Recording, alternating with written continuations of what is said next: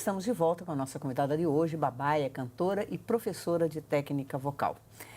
Bom, a gente encerrou meio rapidamente, mas só mostrar, né, esse primeiro CD de Vida e Canções, que é o primeiro de mais ou menos quando final que ele foi dos feito? anos 99. 99, não é? Foi uma homenagem ao Milton Wagner, por eles terem acreditado em mim, né? Isso. E eu me tornei professora por causa dessa Isso. escola, então eu fiz uma homenagem a ele. E este aqui, que foi Velho um brinde, Chico. Velho Chico, foi com Marcos Viana, né? Isso, arranjos do Marquinhos Viana Isso. e produção e idealização do Nestor Santana. Isso. É uma denúncia poética ao bonito, e é Rio muito São bonito, Francisco, né? Ele é muito bem trabalhado, ele foi um brinde, então assim, ele é muito bonito, realmente. Eu gravei com o Antônio Marra Júnior e ele canta, né, um cantor maravilhoso, um professor de canto também.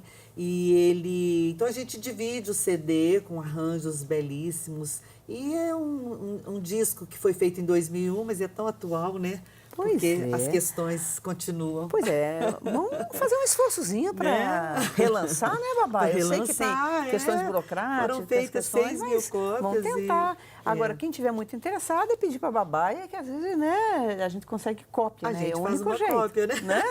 Agora, certeza. vamos então entrar na questão, o que é a voz, esse traço identitário nosso, que é tão singular e, ao mesmo tempo, interessante, porque ele também é um pouco familiar. Eu me recordo da Malu Baldoni, que havia perdido, como muitos, contato com a família italiana, que ficou lá na Itália, e ela falou que ficou muito emocionada ao conversar no telefone com pessoas que ela nunca tinha visto, reconhecer a voz, o timbre talvez. Exatamente. Né?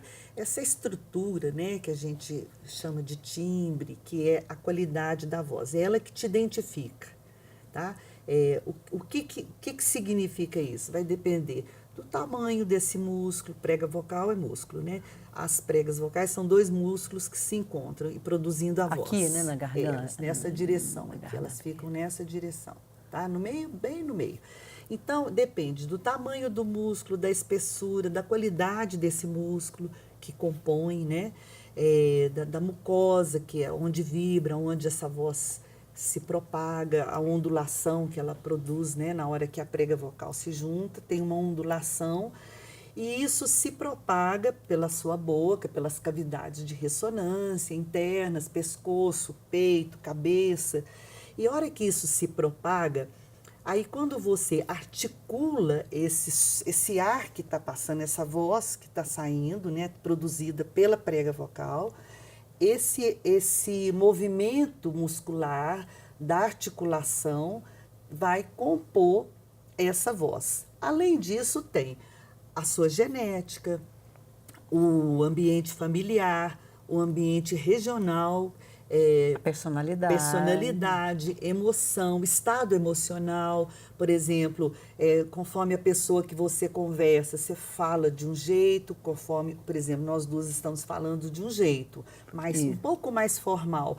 Na informalidade, talvez a gente fale de um outro jeito, articula de outro jeito, se expressa de outro jeito. É interessante, sempre que a gente vai pedir favor, a gente dá uma afinada na hora.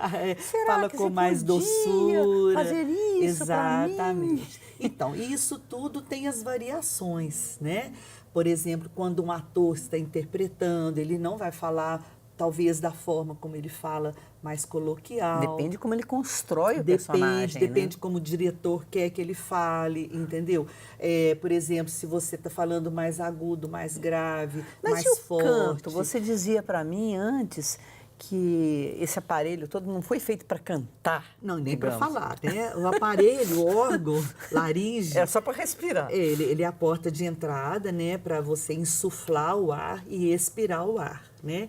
E nos protege, por exemplo, quando você vai engasgar, tem a epiglotezinha que cobre, para que você não entre nada, passe nada pelas pregas vocais, porque o pulmão você não pode entrar uma gota de água nem nada. Então, o canto é a mesma via, tá? Ele vai acontecer na mesma via da fala. Mas você pode desenvolver. Pode desenvolver. Então, são padrões diferentes. Então, tem o padrão da fala e o padrão do canto. O padrão da fala, normalmente, eu uso mais as regiões médias. O canto extrapola, ou vai mais para o grave, vai mais para o agudo. Por isso, exige mais do músculo, tá? Da E musculatura. por isso que ele pode ser trabalhado, digamos. Ele pode ser. Não, a voz falada também pode ser trabalhada. Claro. Do mesmo jeito. Os mesmos exercícios de canto são os mesmos da voz falada, tá? Quando a gente fala de exercício de técnica vocal, tá? Agora, o canto beneficia demais a voz falada. Geralmente, quem trabalha a voz cantada articula melhor a voz falada, entendeu? Agora, E faz bem cantar mesmo, faz né? bem, né? É uma, Não, aquele provérbio, sei lá... quem canta seus males espanta, né? É uma verdade, mas é uma verdade. Eu acho que Eu se não comprovo resolve, isso, assim. ajuda, né? Ajuda. Realiza sonho, distrai, tira você do seu estresse, dá um norte. Porque muitas vezes, quando eu falo do cantor amador, mas ele faz uma aula de canto e anima, a gente faz muitos projetos para cantar, para fazer pequenos shows ou grandes shows, e faz um show maravilhoso. Aquilo assim é realização, convida os amigos, mas não vai sobreviver daquilo. Eu me recordo né? quando o Arildo de Barros fez 50 anos, ele deu um show que ele encerrou com New York. Pois é, muito é um chique. sonho. Agora, ele vai viver da música? Não, mas ele realizou um sonho de cantor. Foi de maravilhosa, ser cantor. foi uma noite maravilhosa. E ele era um cantor naquele momento, né?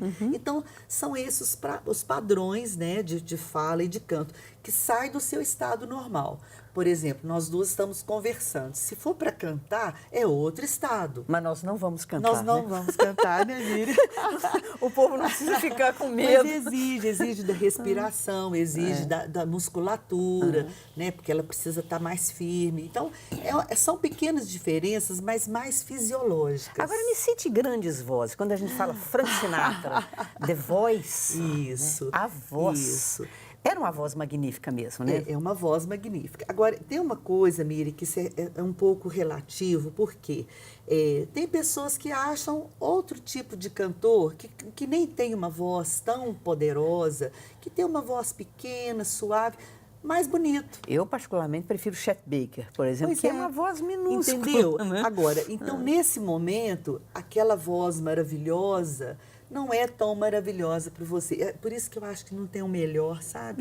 Nunca tem, Não é tem, verdade. né? Mas tem a voz que te agrada, que soa, ou então depende da música, E da tem melodia. a história da voz, né, também. Você tem até, sei lá, até os anos 50, até final dos anos 50. Exatamente. Tem o modismo, o Vicente né? Celestino. O bel aqueles- canto, não é? E depois vem A o bossa João Gilberto. nova, que é quase desmancha falado. isso. Depois volta os festivais, que volta essa questão. Volta não, paralelo, né? Você A sabe bossa que eu nova. vi uma aula sobre música barroca, onde a pessoa falou que no início do barroco a voz era uma coisa muito sutil e era quase exatamente. falada. Eles deram uma demonstração, um grupo de música antiga.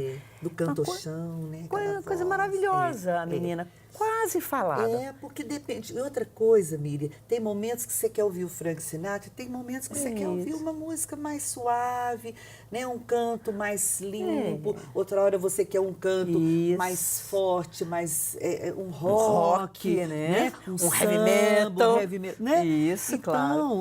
Os Aquela é a momentos, voz boa, por né? isso tem tanta música, que bom, né? Graças a Deus, tem milhões de estilos diferentes que agrada a todo Mas e mundo. ator? Me né? cita um ator aí que você gosta da voz dele, Que eu assim. gosto.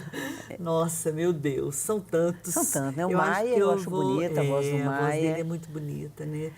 Dos mais próximos, né, da gente. É muito complicado isso, né, da voz, porque eu trabalho com tantos, né? E às vezes, interessante, às vezes o ator não tem voz boa, mas a figura dele é tão forte.